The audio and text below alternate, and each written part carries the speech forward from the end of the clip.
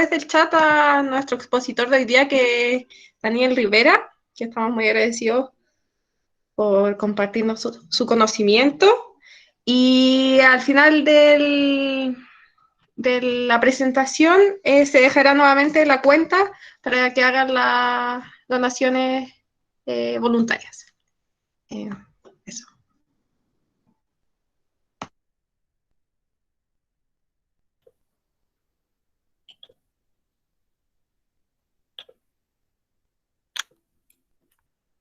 No.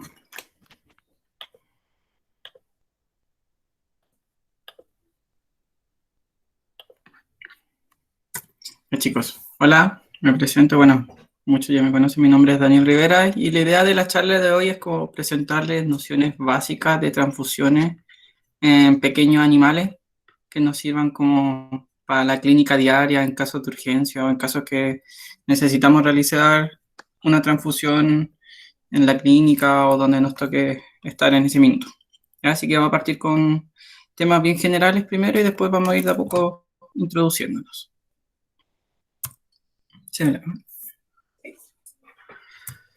Ya, vamos a partir primero con nombrar los grupos sanguíneos. Todos los eritrocitos en sí, en general todas las células del organismo presentan moléculas que están en la membrana, en este caso en los eritrocitos hay moléculas, normalmente glicopéptidos, que mediante antígenos permiten determinar los grupos sanguíneos. Ya son reacciones individuales.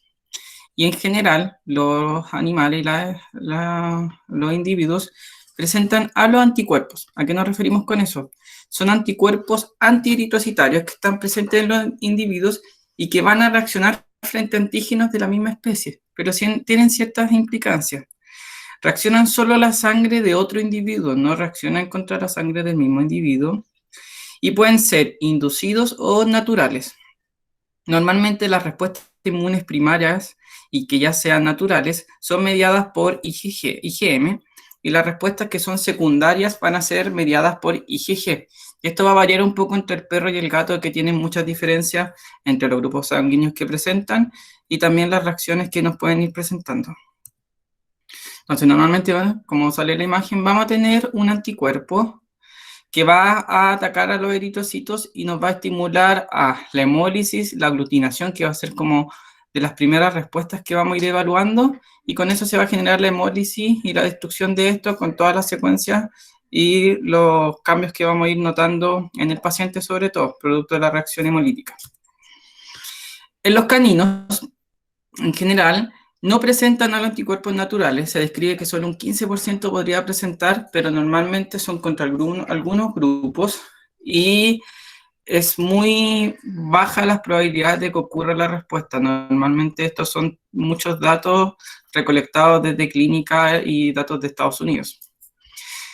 La generación de anticuerpos se va a formar entre los días 3 a 7 posterior a la transfusión, y las respuestas principalmente van a ser mediadas por IgG como una respuesta secundaria. Se describen un gran número de grupos sanguíneos, cercanos a 15, incluso más, cada día van apareciendo más.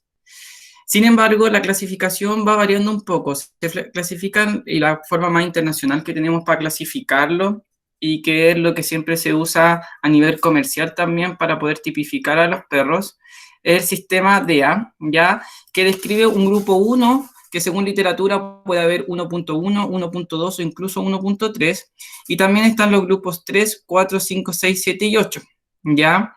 Sin embargo, por literatura se sabe que cerca del 70, incluso algunos papers describen cerca del 70% de los perros y de la población canina corresponden al grupo DEA 1.1 positivo. Como el grupo DEA se refiere normalmente a un grupo sanguíneo que presenta un carácter muy dominante, se describe que en general con ser DEA1 positivo sería en cierta forma 1.2 y 1.3. Por lo mismo, al momento de pedir sangre, de tipificarla, normalmente cuando uno tipifica a un paciente sale solo como DEA positivo o DEA negativo, ¿ya? Pero se sabe que, o se asume que si es un paciente DEA positivo, sería positivo como para los 3 grupos sanguíneos, ¿ya? Se han descrito otros antígenos, como el DEL, que viene desde el dálmata, o CAI, que viene desde otras razas, pero que no hay significancia clínica aún descrita, y que por lo mismo tampoco se han generado antisuero y comercialmente no se tipifican. Los perros pueden poseer más de un antígeno, o sea, puede ser DEA y puede ser DAL a la vez, por ejemplo, pero normalmente, como la primera transfusión se asume un poco que no existen anticuerpos antinaturales, no le damos tanta importancia como le daríamos a los gatos, ¿ya? Cosa que igual debiéramos hacer algunas pruebas. Lo mínimo que se debiera evaluar para poder realizar una transfusión es saber si es DA1 positivo o negativo, y se describe que un dador universal sería aquel paciente que sea DA1, 3, 5 y 7 negativo y 4 positivo. ¿Por qué? El DA1, como dijimos, es el que tiene la mayor prevalencia en la población, genera un fuerte poder antigénico, es de alta frecuencia en la población y ya se han reportado muchos casos de anemias hemolíticas. El DA3 y el DA7 presentan baja reacción, no hay reportes descritos de reacción hemolítica, lo mismo que el 5. Y el 4, a su vez, también genera una alta antigenicidad, pero es un grupo de muy baja frecuencia, según lo que señala la literatura, y solo hay un caso reportado de una reacción hemolítica, ¿ya? Pero claro, eso siempre son las importancias que se le darían a los pacientes pensando en una segunda transfusión. Entonces, el perro, para poder transfundirlo la primera vez, tenemos un poco más de ventaja, pero en la segunda transfusión sí o sí necesitamos que esté tipificado. Como les decía, del DAL y del CAI, la información aún es muy desconocida.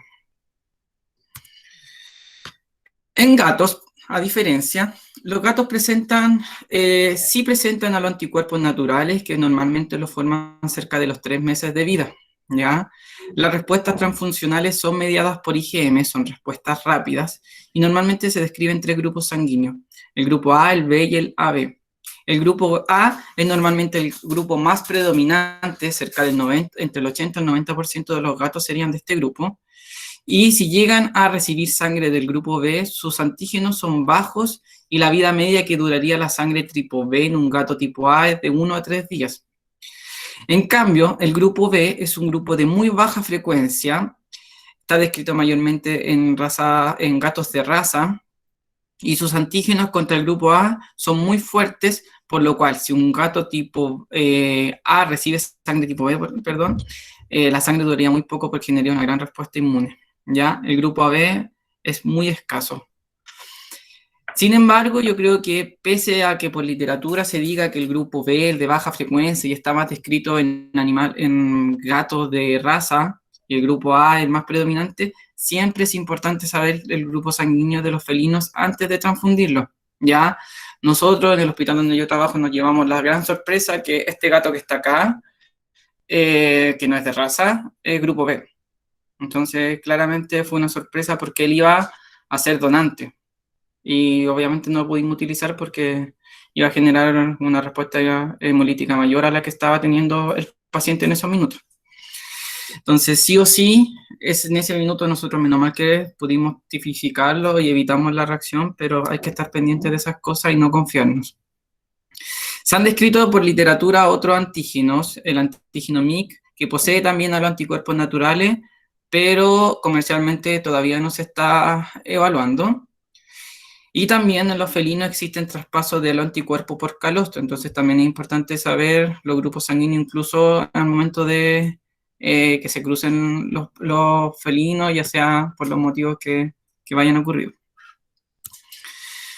Acá lo que sale principalmente es, por ejemplo, el grupo sanguíneo A genera una reacción anti-A, presenta anticuerpos contra el B, su frecuencia es rara, y normalmente el grupo sanguíneo es de mayor relevancia, entre el 80 y el 90%. En cambio, el B tiene una baja prevalencia en los pacientes, entre un 10 y un 20%, y reacciona contra el grupo A en una alta frecuencia. El grupo B en verdad es súper raro. Es un grupo que normalmente no se ha descrito mucho en la literatura. Lo mismo acá, traté de poner un poco, esto también en literatura extraída desde Estados Unidos, en donde muestran la raza más asociada al grupo tipo B en frecuencia. Ya, y si se fijan, son casi todos felinos de raza, cosa que acá en Chile es baja, pero cada día tenemos más pacientes que ya vienen de raza predispuesta como antiguamente no sucedía. Antiguamente teníamos casi puros domésticos pelo largo, pelo corto. Ahora no están así. ¿Ya? Entonces, ya esté viendo claro un poco los grupos sanguíneos que van a tener nuestros pacientes, que es como la primera etapa que debiéramos analizar antes de tomar la decisión de si transfundir o no. Tenemos que buscar y tratar siempre de evitar las respuestas de incompatibilidad y todas las reacciones adversas que pueden generar una transfusión. Se pueden utilizar de forma habitual sueros, métodos serológicos, ya sean sueros antígenos de superficie monopoliclonales, tenemos las cartillas de prueba, columnas de gel, los cartuchos. Como mi idea es tratar de evaluar un tema más práctico, no me voy a meter en temas de laboratorio, solo les voy a mostrar que, bueno, lo que más se hacen en los laboratorios son las cartillas de prueba, pero me voy a centrar más en los métodos prácticos que nosotros tendríamos en clínicas para detectar o prevenir estas reacciones. Las cartillas de prueba lo que traen son sueros antigrupos, en este caso, por ejemplo, la cartilla 1 o la cartilla A, que es para poder determinar el grupo sanguíneo de perro, si se fijan es de A1. El control positivo significaría que si yo, en este caso, le pongo sangre de A1 a la cartilla, tendría que aglutinar porque trae antígenos anti de A1. En este caso, la prueba en sí no aglutina, entonces se da como paciente negativo. En cambio, la cartilla B muestra un resultado positivo porque se utilizó sangre de A1 positivo y reaccionó. Se generó una reacción de aglutinación y de hemólisis. Y en la cartilla en la C tenemos lo que sería una cartilla para felinos, donde tipifica para A y B. El grupo A si reacciona en este espacio sería grupo A, si reacciona en B, y obviamente para que reaccione y poder clasificar a un paciente como grupo AB, tendríamos que ver una reacción en ambas casillas. El cross-matching, que es lo que yo más me quiero centrar un poco, son las pruebas rápidas que nosotros podemos realizar en la clínica para poder evaluar. Ya busca establecer de manera rápida los riesgos de reacciones transfusionales. Se van generando reacción antígeno-anticuerpo entre el receptor y el donante. En sí, lo que va a buscar esta prueba no es determinar el grupo. Nosotros probablemente no vamos a lograr saber si el paciente es de A positivo, de A1 negativo, si es grupo A, si es grupo B, solo poder evaluar los riesgos hemolíticos que vamos a tener durante la transfusión. Y se van a realizar dos tipos de pruebas, la prueba mayor y una prueba menor de compatibilidad. La prueba mayor, lo que nosotros vamos a tener que realizar es separar sangre de ambos pacientes, separar los eritrocitos de los plasmas o el suero. Y en la prueba mayor utilizamos eritrocitos del donante con suero del receptor. Y va a evaluar si el receptor posee anticuerpos contra el donante, que sería en sí la reacción hemolítica más fuerte que se podría generar. Y probablemente toda la sangre que nosotros transfundamos va a ser rápidamente destruida. La prueba menor utiliza eritrocitos del receptor con suero del donante, y lo que evalúa es también evaluar si el donante que nosotros estamos sacando, en este caso la cantidad de sangre a utilizar, posee cuerpos contra el receptor. Probablemente la reacción va a ser mucho menor, dado por los títulos de anticuerpos que va a poseer la sangre, pero se podría generar una reacción y podría generar complicaciones en la transfusión y obviamente en el paciente. Entonces, lo que normalmente se tiene que hacer es tomar 2 gotas de plasma, ya sea del paciente o del donante, y una gota de suspensión de eritrocitos. ¿A qué me refiero con una gota de suspensión? Nosotros debemos, bueno, en este caso vamos a tomar 2 perros y vamos a separar los elementos. Y el concentrado, el precipitado de eritrocitos que nos quede, lo vamos a suspender en suero fisiológico. Y de esta resuspensión tomar una gota para evaluar la reacción. ¿Ya? ¿Qué vamos a buscar? Tratar de armar un frotis con menor cantidad de eritrocitos y que se pueda ver mucho más homogéneo. ¿Ya? Si saben un poco o no han tenido la suerte de poder ver frotis de sangre, es la cola normalmente lo que nosotros tenemos que evaluar, porque en el cuerpo del frotis están tan aglutinados los eritrocitos por el gran número que hay, que es difícil poder ver cambios. Por lo mismo acá tratamos de diluir un poco la cantidad de eritrocitos para poder evaluarlo mejor, ¿ya? Acá tomamos entonces las muestras, separamos los plasmas y el concentrado de eritrocitos y vamos a hacer las pruebas. Normalmente se describe que la reacción ocurre entre los 5 a los 10 minutos. En este caso se hizo una prueba de compatibilidad mayor, en donde si se fijan hubo reacción inmediata entre el donante y el receptor. Y una prueba de compatibilidad menor en donde también hubo reacción. Estos pacientes en sí no son compatibles por ningún motivo. Ya es una prueba que estaba un poco exagerada, pero buscábamos ver estas respuestas como para que sea más didáctico. ¿Ya? Y eso es lo que ustedes verían, una macroaglutinación, solo con ver el portaobjetos con la sangre, en este caso los eritrocitos, se ve la aglutinación porque un flotín normal no se ve así. Ahora, si nos vamos al área microscópica, se va a ver cómo sale la imagen del libro, o esta que es una foto directamente tomada desde un microscopio, en donde se ven eritrocitos sueltos, pero también un acúmulo de eritrocitos que se genera por esta reacción que ya les mostré al principio, en donde producto de los anticuerpos se empiezan a generar la unión de los eritrocitos, y eso va a conllevar también, posterior a la hemólisis y la destrucción de estos eritrocitos. ¿Ya? No sé si hay dudas hasta ahí. ¿No? Entonces, lo que nosotros queremos buscar con esta prueba, y es súper importante, que aunque creamos que los perros no tienen a los anticuerpos naturales contra otros grupos sanguíneos, siempre al momento de realizar una transfusión es necesario realizar las pruebas de compatibilidad. Y lo mismo en felinos, sí o sí debiéramos realizar una prueba de cross-matching en caso de que no podamos tipificarlo, asumiendo que la gran mayoría son grupo A, pero como mínimo debiéramos poder realizar una de estas pruebas para evitar reacciones transfusionales y que al final la muerte del paciente no termine siendo la anemia, sino que el procedimiento que nosotros llevamos a cabo. Idealmente sería incluso realizar las dos cosas, ya pensando en que existen grupos sanguíneos que no se están tipificando de forma comercial porque aún no existen los antisueros correspondientes. La transfusión en sí, las indicaciones y los motivos por los que nosotros la vamos a realizar va a ser para restablecer un transporte de oxígeno, un volumen sanguíneo, factores de coagulación, de plaquetas, entre otras cosas. Ya va a depender mucho de la clínica que vaya presentando el paciente y la decisión también se va a tomar. Las características que debe tener un donante en caso que nosotros queramos, porque comercialmente podemos comprar sangre, ya sea de perro, de gato, y nosotros recibimos las bolsas listas para calentar y poder efectuar la transfusión.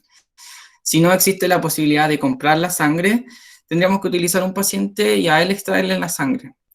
En los caninos, lo ideal y lo que se describe por literatura es que sean caninos entre 1 a 8 años, que pesen sobre 23 a 25 kilos, que posean un hematocrito sobre el 40%, que estén libres de enfermedades infectocontagiosas como brucelas, líquer, distemper, hemoparásito, entre otros, ¿ya? Porque sí o sí, al momento de realizar la transfusión, podríamos generar como un traspaso de esta patología al receptor, que presente la vacuna al día.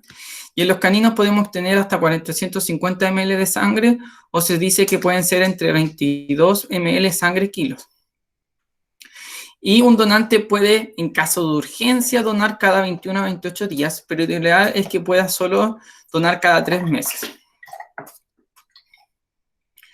En los felinos, se describe por literatura que lo ideal de un donante es que tenga entre 1 a 10 años, que pese sobre 4 kilos, que su vejez sea sobre un 35%, de la misma forma que esté libre de enfermedad infectocontagiosa, leucemia, inmunodeficiencia, coronavirus, hemoparásitos, entre otros, que presente vacunas al día, y la obtención máxima de sangre son de 40 ml de sangre o 15 ml kilos de sangre.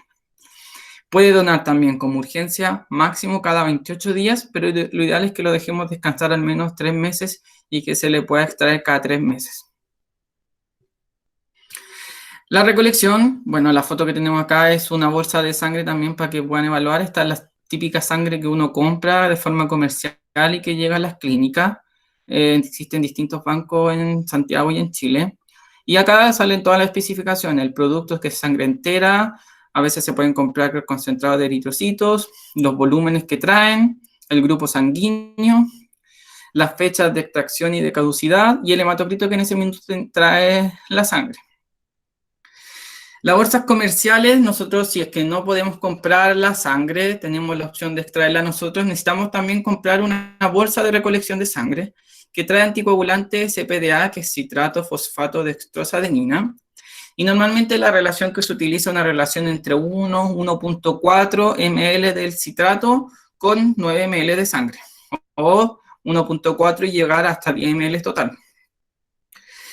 Las velocidades que podemos utilizar van a depender siempre del paciente. Ya lo que se describe que en caninos pueden ser de 15 a 20 ml kilo y en gatos de 10 a 15 ml kilo. Otra opción que tenemos es que no se puede transfundir más del 20% del volumen sanguíneo total que tenga un paciente. Debemos recordar que el volumen en perros es cerca del 8% y en gatos de un 7%. Si aún con eso, transfundiendo bajo estas normas, no logramos transfundir o lograr el hematocrito ideal que nosotros estamos buscando, la opción que tenemos es realizar transfusiones periódicas por día. Por ejemplo, en perros sobre todo, pensando en que no tienen anticuerpo y que se demoran cerca de 3 a 7 días, podemos transfundirlo 3 días seguidos, transfundiendo el máximo de lo correspondiente e ir evaluando. Sin embargo, las transfusiones más seguras serían el día 1 y el 2, y en la tercera ya empezaríamos a tener mucho riesgo de que ya hayan anticuerpos y pueda generar una respuesta inmune. En cambio, en el gato sí o sí tendrían que ser con el grupo sanguíneo tipificado y los riesgos igual se van sumando. ¿Cómo podemos calcular el volumen de VGA que uno desea? Está la fórmula, le pueden sacar fotos si desean, son fórmulas que están en paper, existe esa, existía otra que era como un poco más complicada, por eso no la quise poner. Donde va el volumen de sangre del donante por una K, que es una constante distinta para canino y felino, el peso del paciente por el VGA deseado menos el VGA del receptor, dividido el VGA del donante. O una forma más fácil y más convencional que también se puede utilizar es que siempre se asume que 2 ml de kilo de sangre entera aumenta el VGA en un 1%. ¿Ya? Entonces son las dos formas que tenemos como para poder estimar cuánto ml de sangre tenemos que ponerle al paciente para llegar al VGA objetivo que nosotros queremos. Tomando siempre las consideraciones que puse anterior como el volumen máximo. La ideal de la recolección y cuando tengamos que recolectar paciente, la sangre es que el donante sea un paciente dócil, ¿ya? Si no, vamos a tener que recurrir a una sedación si es necesario, pensando siempre en los riesgos que tiene la sedación y que muchos de los sedantes también son hipotensores, entonces también la sedación que realicemos tiene que ser tomada con cautela. Estamos pensando en que le vamos a sacar un volumen importante de sangre a los donantes, cerca de 450 ml en perros, 40 ml en gatos, entonces debemos restituir el volumen sanguíneo con fluidos para no generar desbalances hemodinámicos. El perro a posterior o el gato a posterior va a recuperar esos eritrocitos, pero en ese minuto piensen que le podemos sacar un volumen importante y podemos generar ese desbalance. La sangre normalmente se recolecta de forma rápida, unos máximos de 10 a 15 minutos. Y vemos también que la sangre tiene que estar siendo homogenizada en la relación sangre-anticoagulante. Las formas de recolección son muy variadas, podemos recolectarla directamente a la bolsa a través de punción en vena yugular o la vena que deseemos, y por gravedad y permitiendo el llenado de la bolsa, o bien a través de jeringas con la relación que les dije anteriormente de 1 ml de citrato por 10 ml de sangre, y de ahí realizar la transfusión. Pensando sobre todo en felino, en que necesitamos solo 40 ml, podemos perfectamente utilizar jeringa de 50, de 60 ml con la sangre. La idea siempre es que la recolección sea lo más aséptica posible, o en realidad tiene que ser 100% aséptica, porque si no vamos a permitir la contaminación. Tenemos que recordar que estamos hablando de sangre, que son elementos de muy fácil contaminación. El procedimiento sí debe utilizarse una vía venosa permeable, ya sea una vena yugular, una vena cefálica, una safena, incluso se describe una intraósea. No la quise poner como opción solamente porque el dolor que genera en el paciente el tener una vía intraósea, pero es una de las opciones que tenemos. La sangre se debe entibiar, normalmente la forma en que nosotros la entibiamos es a baño María, ya permitiendo que el agua que vamos a utilizar ya esté cercana a la temperatura y permitir un calentamiento gradual de la sangre y que no sea tan brusca. En primera instancia, tener un tiempo a la sangre a temperatura ambiente, que recupere la temperatura correspondiente si es que una sangre fresca, o sea, una sangre almacenada que está guardada, o bien si ya es la sangre directamente recolectada de un donante, tomarla y transfundirla al tiro.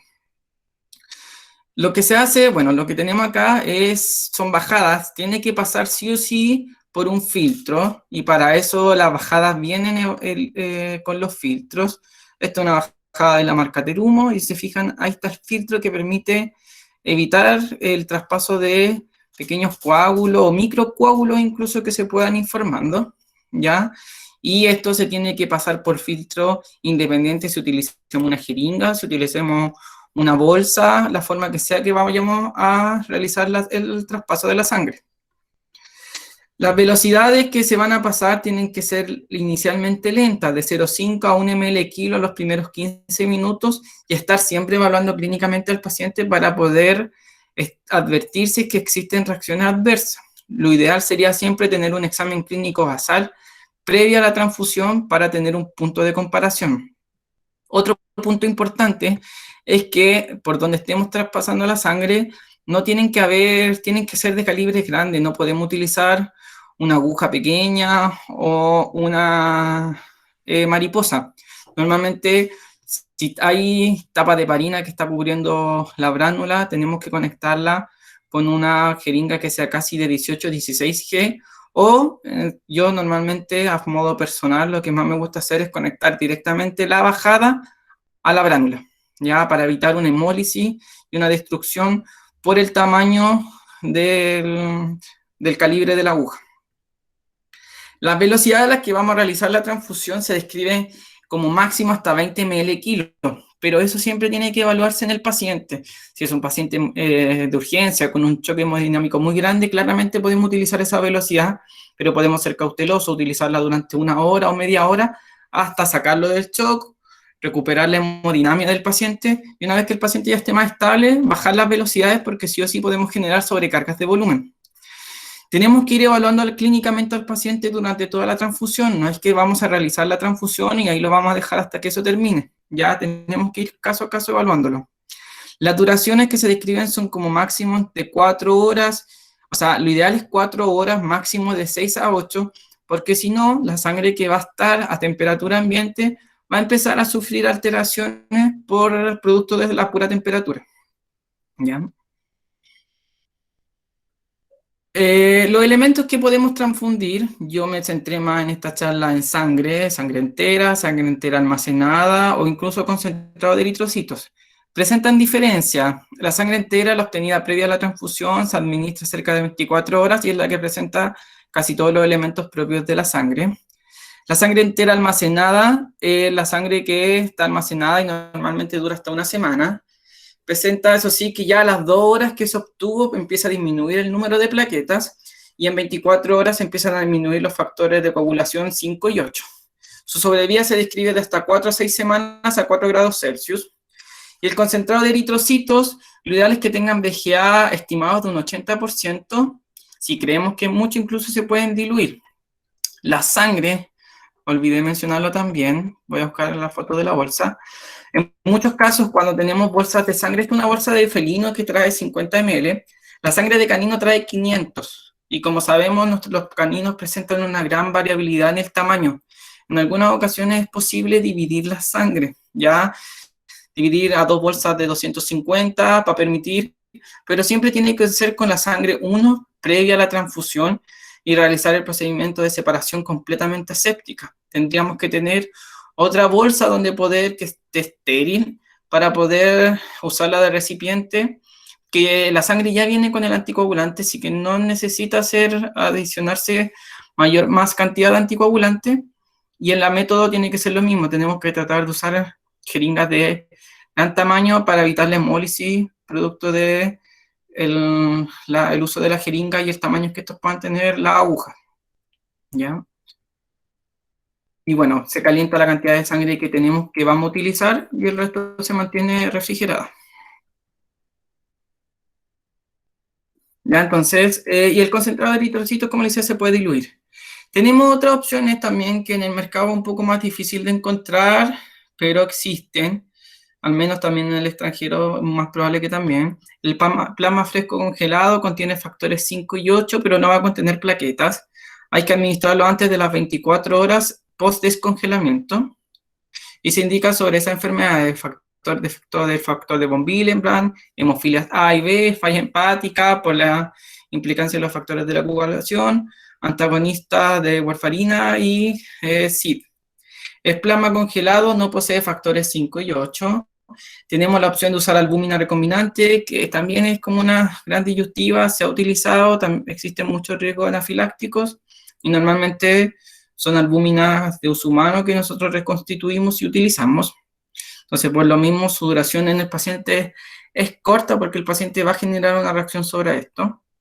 Tenemos plasma rico en plaqueta, crioprecipitado y criosupernadante, pero lo que ustedes normalmente van a utilizar van a ser sangre, ¿ya? Les dejo esta tabla también por si le quieren sacar fotos, donde salen los principales productos, con la composición, las dosis a las que se deben administrar, las velocidades, algunas notas que crean que son importantes de saber. ¿Me pregunto?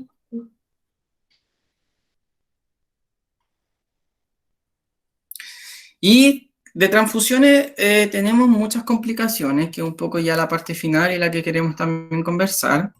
Existen reacciones hemolíticas, no hemolíticas, y que en sí tenemos que estar siempre monitoreando.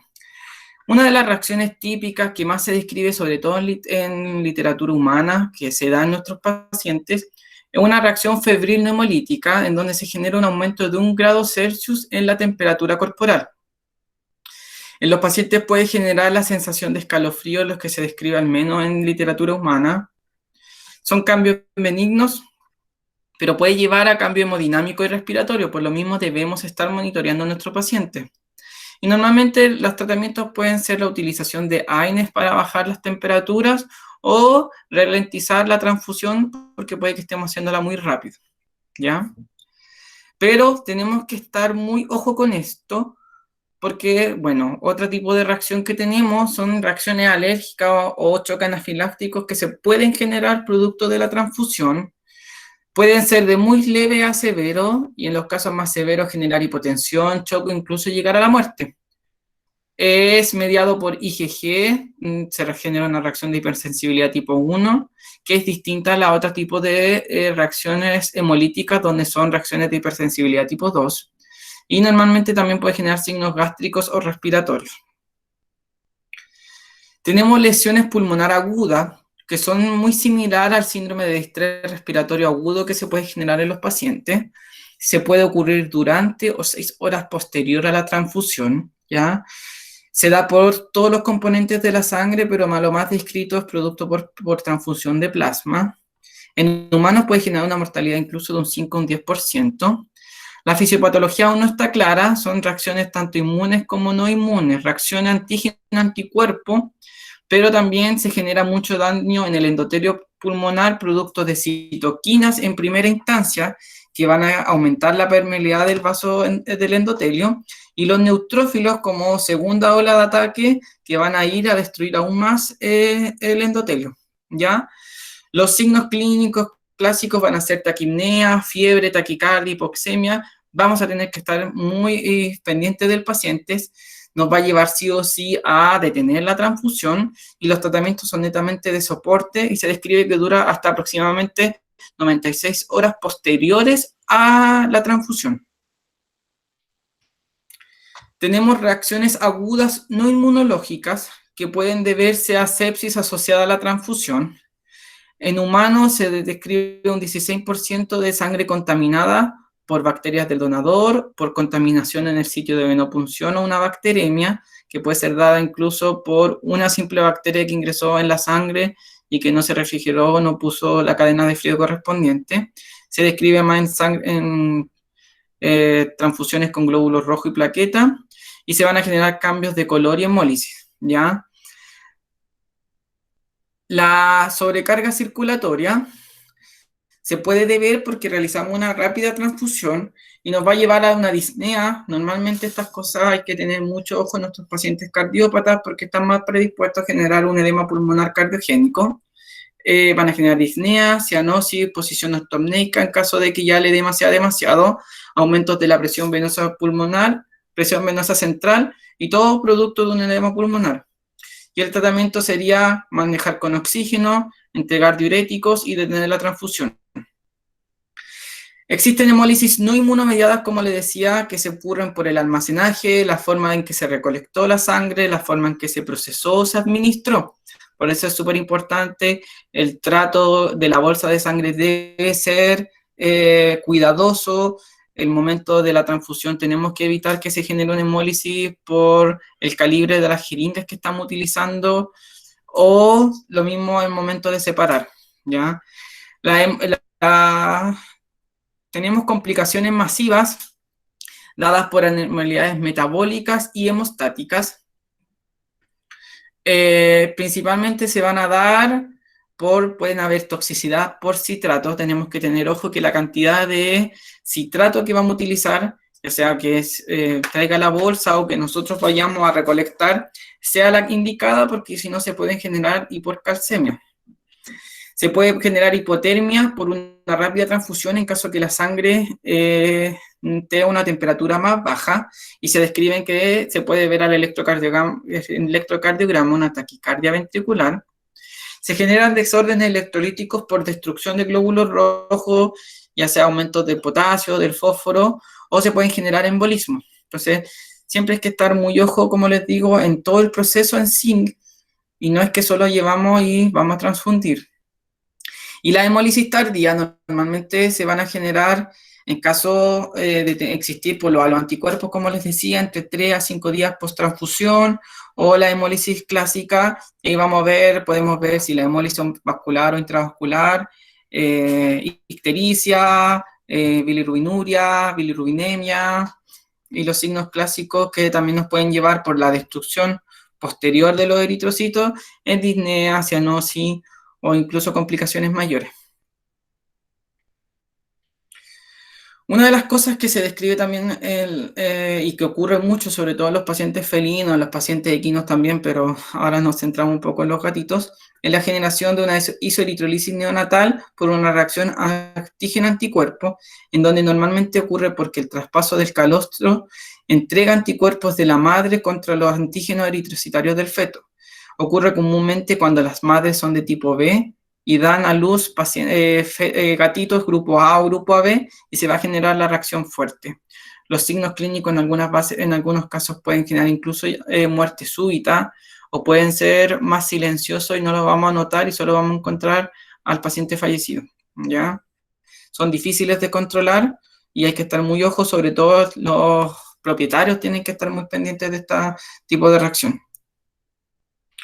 Otra opción que también tenemos, que se utiliza en estos casos de urgencia, es una autotransfusión, que es cuando se generan hemorragias masivas en abdomen o en cavidades, que ya sea un hemoabdomen o un hemotórax, y utilizar esa misma sangre y autotransfundirla en el paciente. Se describe que no se requieren anticoagulantes porque la sangre cavitaria, como recordemos, se tiende a disfibrinar, entonces no se va a formar coágulos. Las ventajas es que obviamente se previene la reacción de compatibilidad porque es la misma sangre del paciente, disminuye los riesgos de sobrecarga circulatoria porque como son productos de grande hemorragia, el paciente ya viene con un shock hemodinámico, entonces estamos como restituyendo lo mismo que está perdiendo. Pero la gran desventaja es que existen muchos riesgos con la contaminación, entonces debemos estar muy pendientes en una sepsis posterior que pueda tener el paciente, porque la forma en que se recolectó la sangre no fue la más aséptica, ¿cómo se llama? Necesariamente, ¿ya? Y lo último son las xenotransfusiones, que es normalmente la administración de sangre de otra especie. Lo que más se describe es la transfusión de sangre canina a felinos. ¿Por qué?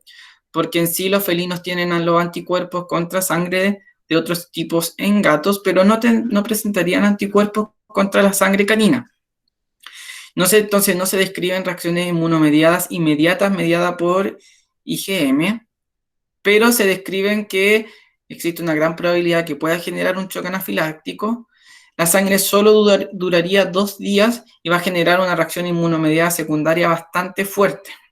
Y esa sería la que generaría los mayores problemas en nuestros pacientes. Por lo mismo, siempre se va a tener que preferir hemoderivados propios de la especie. Existen pocos reportes de xenotransfusión, son cerca de 60, 70 los que se describen, y muchos se utilizan, o lo que más se sugiere es utilización de xenotransfusión solo en caso de extrema urgencia, porque lo único que nos va a otorgar es tiempo para conseguir la sangre que necesitamos o darle estabilidad al paciente, pero tenemos que tener claro que la reacción hemolítica posterior va a ser bastante fuerte y puede llegar incluso a matar esa reacción al paciente. Eso. ¿Dudas? ¿Consultas? ¿Nos devolvemos alguna diapo?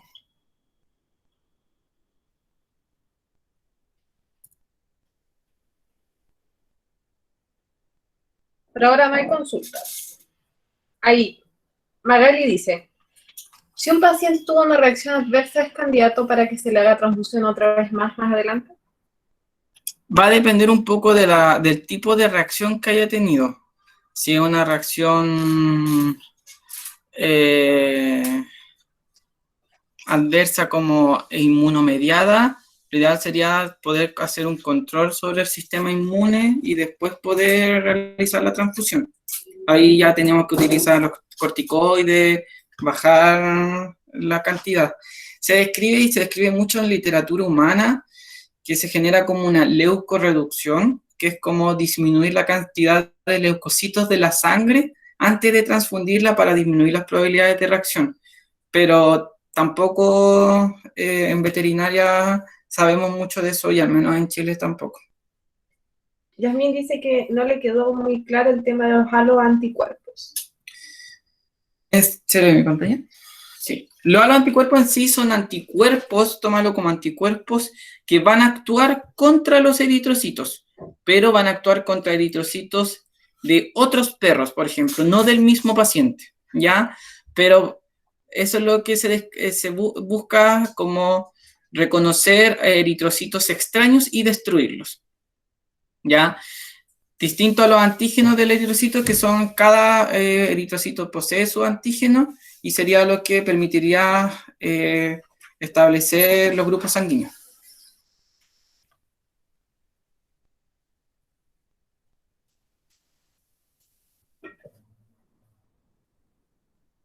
Si puedes repetir, por favor, el procedimiento para realizar el frotis en el cross-matching. Yeah. ¿Cuánta cantidad de suero por eritrocito era?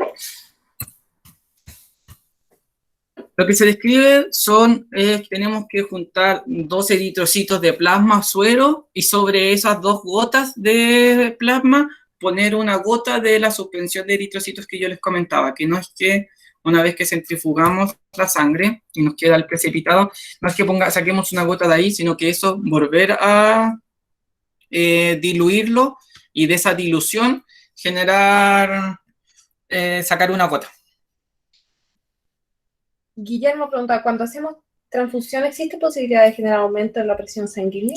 Sí, pues existe por una sobrecarga de volumen, aunque normalmente más que el organismo igual debiera ser capaz de controlar las presiones sanguíneas, pero sí podríamos ver una sobrecarga de volumen y ver edema pulmonar, si ya tuviéramos herramientas, por ejemplo, un ecógrafo, pero aumento en la vena cava, que no se pueda comprimir la vena cava o otras técnicas que tenemos para evaluar la presión venosa central también. Pues si tuviéramos un catéter central y estuviéramos evaluando presión venosa central, probablemente veríamos un aumento.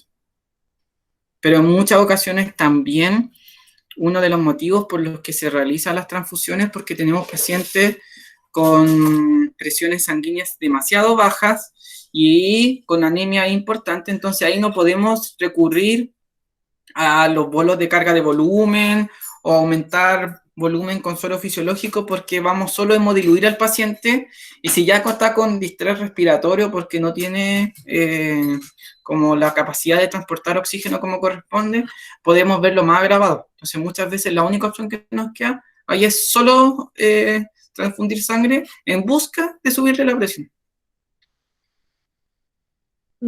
Karina pregunta, ¿hay estudios de xenotransfusión de humanos a animales? No vi solo de xenotransfusión. Sí se sabe que el origen como de las xenotransfusiones fue como del 60 y es porque un humano no recuerdo bien si fue que un humano le dio sangre a un perro o a una chiva, un chivito, o fue al revés, que le sacaron la sangre a un chivito y se la pusieron a un humano, pero el paciente falleció. Estudios en sí no encontré, pero se genera la reacción porque, como les decía, estos modos de prueba lo que muestra fue una reacción entre un paciente canino y un humano. Entonces se generó la reacción inmune por ambos lados. Mauricio dice, tú mencionabas que lo ideal es que el donante tenga hasta 10 años en felinos. ¿Cuáles son los contras de pacientes mayores a esta edad? Es que a medida que más edad tiene el paciente, debemos recordar que igual a nivel de la médula ósea se empieza a cambiar el tejido por tejido más adiposo, entonces la capacidad que tenga el paciente de recuperar su volumen eritrocitario va a ser más tardía, y también a medida que aumenta la edad de los pacientes también empiezan las comorbilidades, pues entonces también son puntos que debemos tocar al momento de evaluar un donante que no presente comorbilidades que lo saquen del estudio. Como también se dice que por literatura, todo paciente que venga, no sé, de situación de calle, no debería ser utilizado. Josefa pregunta, ¿se podría usar corticoides previo a la transfusión? Sí, si nos vamos como a la práctica, lo que normalmente hacemos es poner una dosis de corticoides, pero también en lo que decía, tenéis que ver un poco la clínica del paciente. Hay pacientes que ya vienen tomando corticoides porque, no sé, por la anemia que está generando, o sea, la causa que está generando la anemia son reacciones anemia hemolítica inmunomediada, ya sea por hemoparásito o por distintas causas, y uno va a utilizar la transfusión como para darle más tiempo al paciente, pero ahí hay que ir en los pros y los contras. Pero sí, normalmente a modo práctico sí se utilizan dosis, incluso dosis bajas de corticoides de dexametasona, pero se utiliza como dosis única, no es que tengamos que estar repitiéndola en el tiempo. Pero siempre hay que ir paciente a paciente y evaluando caso a caso. No parece ninguna duda, las gracias a los que han respondido. No sé si queda alguna otra pregunta.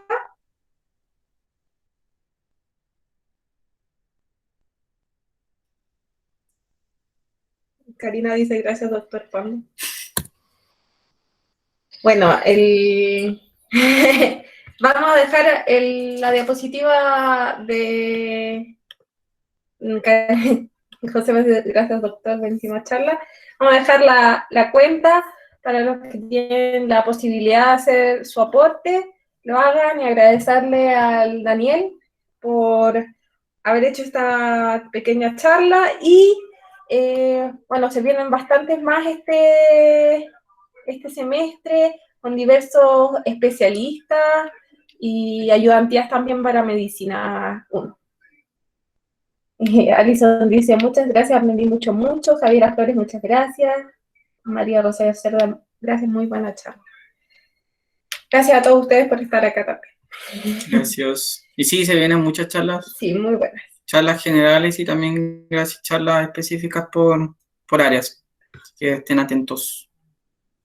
Gracias, tío Pando y Anto. De nada, sobrino. Muchas gracias, Daniel. Algo que no se enseña muchas veces en pregrado. Miguel Aravena dice, yo tengo una duda. Sí, digan.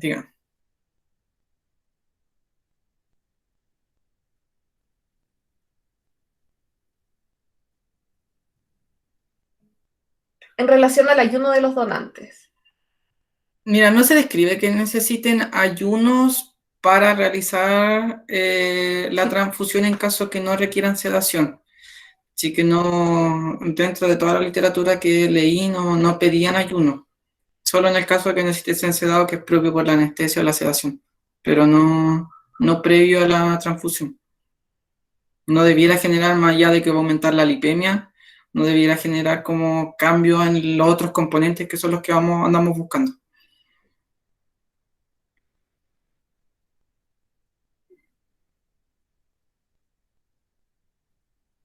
¿Estamos? ¿Algún medicamento que no se recomienda usar en la sedación?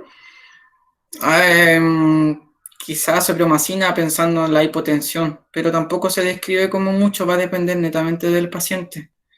No, porque si se llega a hipotensar demasiado, igual siempre tenéis la opción de utilizar la yugular, entonces podéis sacar sangre desde ahí. Entonces que va a depender netamente de lo que tengamos a mano y lo que sepamos utilizar. Y el nivel de profundidad y de sedación que necesitamos en el paciente también. Porque hay perros que en verdad se dejan hacer casi todo con una sedación muy simple y hay otros que casi llegar a una anestesia. O lo mismo que en gatos. A veces que hemos tenido que sacar sangre de gato hemos tenido que llegar a la anestesia general.